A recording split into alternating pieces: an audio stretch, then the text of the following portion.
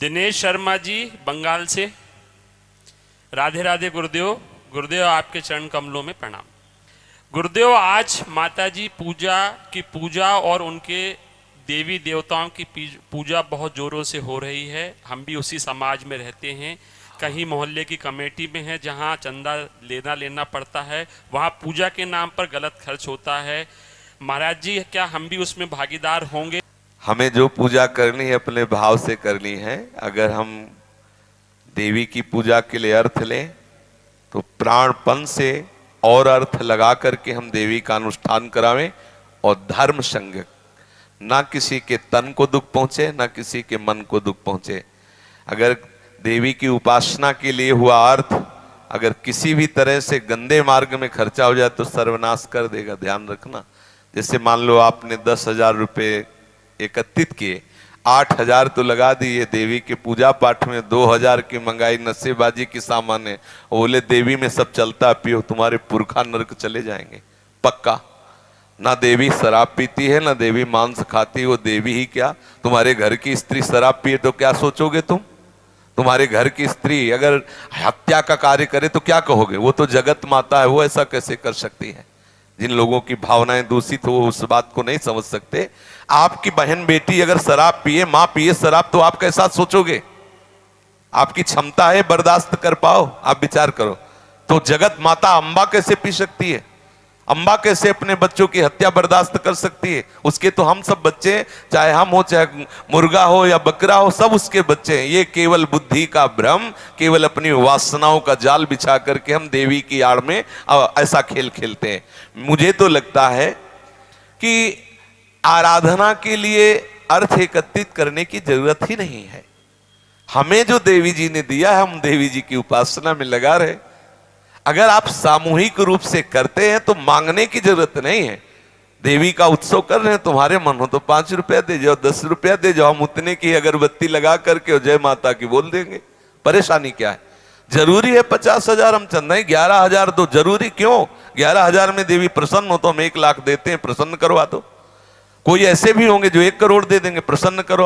अरे महालक्ष्मी स्वरूपा वो खुद है, उसे तुम्हारे 11,000 10,000 चाहिए, समझो। वो केवल इस बात में प्रसन्न होगी, तुम रो के बोल दो मां मैं तेरा हूं, और अगर वो प्रसन्न ना हो जाए तो बता मां है, मां है। मां तुमसे क्या चाहती है? केवल एक बार मां बोलो, ये चाहती है तू मेरा बेटा है, मेरे लिए बोल कि मां मां मैं तेरा हूं, बस इतना चाहिए। अरे वो समस्त शक्तियों की स्वामिनी, उसको तुम्हारे छोटे मोटे भोग सामग्री नहीं चाहिए। पर अपनी मां को प्रसन्न करने के लिए, जैसे बच्चे को 10 रुपए मिले बाजार से वो गरम जलेबी लाता है, भैया पाओ, ऐसे तो माँ को सुख होता है। वैसे ही हमें जो माँ ने दिया है हम उनका भोग लगाए, उनकी आरती करें, उनका दुलार करें, उनके आगे नाचें, उनके आगे गाए हमारी माँ है। ऐसा ना कोई आसुरी प्रवृत्ति का कृत्य होना चाहिए, ना किसी को पीड़ा होनी चाहिए कि अरे जबरदस्ती ये लोग आकर के तुम मोहल्ले में रहते हो तुम्हें देना हो, ऐसा शर्त नहीं होना चाहिए। और ये बात ने देवी को कभी ये चीजें भोग ना लगाए, माँ है। आप विचार कीजिए, भला ऐसा हो सकता है? हम तो बार बार प्रश्न कर रहे हैं, तुम्हारे घर में जो तुम्हारी पवित्र भावना से युक्त संबंध वाली पत्नी है, बहन है, माँ है, बेटी है, अगर वो शराब पिए तो कैसा लगेगा? और हमारे जगत की आदर्श जगदम्बा शराब पिएगी? कैसी बात करते हो?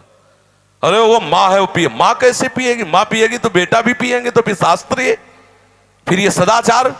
आप सच्चे हृदय से बताओ, यदि आपका लड़का 10-12 वर्ष का हो, स्कूल जाना शुरू किए हो और आप ही शराब पीते हो, आपका ही गिलास लेके शराब डाल रहा हो, आपको कैसा लगेगा? आप जाके थप्पड़ मारोगे, आज से छूना मत। अगर सच्चे पिता हो तो आपको उसी समय आग लग जाएगी कि यार मगर मैं ना पीता होता तो मेरा बच्चा ना। आपका मन बर्दाश्त नहीं करेगा कि आपका बेटा आपके सामने, समझ रहे हो? वो भले दुष्टता के कारण दोनों साथ बैठ के पीते हो, बुद्धि भ्रष्ट हो गई, नहीं कोई भी पिता नहीं चाहेगा कि कुमार्गामी प्रवृत्तियों में उसका पुत्र जाए। बोलो कैसे? हमारी तो समझ में ये बात बिल्कुल नहीं आती, और ना हम कभी इस बात का सपोर्ट करेंगे कि कोई मुर्गा चढ़ाओ कोई बकरा चढ़ाओ, इससे नहीं। अगर बहुत चढ़ा तो हम ही चढ़ गए, मां मैं तेरा हूं, हो गया। काटने से चढ़ता है क्या? मां मैं तेरा हूं। अब लो मां खाएगी क्या? बोले वो तो रक्त पीती है। किनका रक्त पीती है? जो संसार को सताते हैं, जो उनके बेटों को सताते हैं, ऐसे नीच बेटों का गला काट के पीती है। रक्त बीज आदि जैसे घोर राक्षस जो समाज में फैले हुए संक्रामक रोग की तरह लोगों को कष्ट देते थे, मां अपने इन सात्विक पुत्रों की रक्षा के लिए उन दुष्टों का विनाश कर दिया। अगर मान लो 10 लड़का है और एक लड़का बिगड़ जाए, 9 लड़कों का कत्ल करना चाहे तो मां क्या करेगी? 9 की रक्षा के लिए 10वें का खून कर देगी। इसलिए वो महिषासुर, शुंभ निशुंभ, रक्त बीज, इनका वो संहार है, वो भी बेटे, लेकिन दुष्ट हमारे सात्विक सरल हृदय वाले बेटों का तू विनाश करेगा, मैं देख नहीं सकती, और उनका विनाश कर दिया। वो ये नहीं चाहती बकरा पकड़ के ले काट दो, म्याऊं बोले तेरे से, बोले मां प्रसन्न हो गई, नाचो। अगर तुझे बहुत ही खून देने की जरूरत तो अपना खून दे मां को, तब माने कि हाँ मां को तू पसंद करता, काट अपना हाथ और पिला के ले मां। अगर तू खून ही चाहती तो फिर देख तेरे को मां उपदेश क्या करते हैं, अपने ही तो सुई ना लगनी चाहिए, दूसरे का गला कट जाए। ये सब बेकार की केवल वासना के खेल हैं, भगवत प्रसन्नता का हेतु नहीं है। अर्थ देने से कैसे बचा जाए? मैंने जहां भी रहते हैं माने हम आपसे रुपया मांग रहे हैं कि आप हमें दो, नहीं तो नहीं, एक बात बता रहे, हम आपसे कहें कि आप हमें रुपया दो, आप इतने कह सकते हो महाराज मेरी सामर्थ्य नहीं, क्या चला जाएगा? ये बोलने में क्या जाता है? नहीं, कुछ नहीं। तो बस फिर बोल दीजिए मेरे पास सामर्थ्य नहीं। बोले इतना सब है, वो इतना सब उन्होंने परिवार दिया, वो माँ का ही तो है, उन्हीं की सेवा के लिए है। घर में भी ठाकुर सेवा होती है, घर में भी माँ की पूजा होती है, उसी में लग जाएगा। हमारी इतनी सामर्थ्य नहीं कि हम आपको दे सके, खत्म।